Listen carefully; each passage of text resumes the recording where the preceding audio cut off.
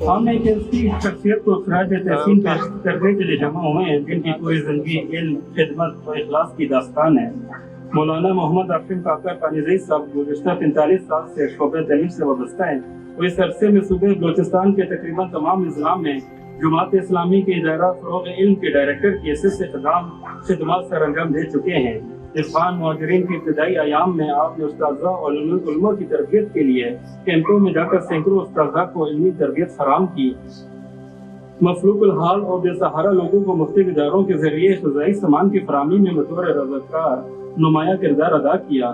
زلزلہ نہرنائی کی ریسکیو اور بحالی میں بھی جماعت اسلامی کے صوبائی نظم کے تحت مثالی خدمات پیش کی۔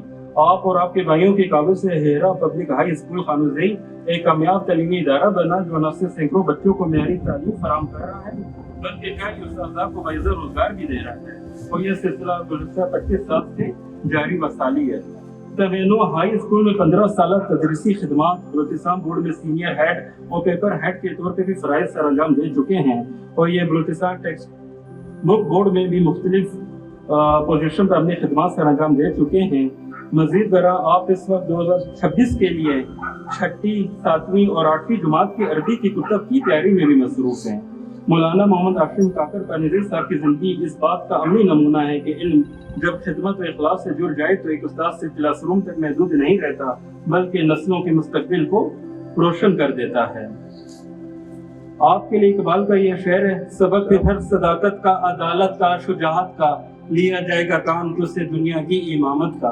تو میں دعوت دیتا ہوں محمد عاصم کاکر صاحب کو کہ آئیں اور تم شاہین ہو اڑتے چلو کہ کھلا ہے آسمان، پھر کیا فکر ہے دیس کو جب زندہ ہے نوجوان۔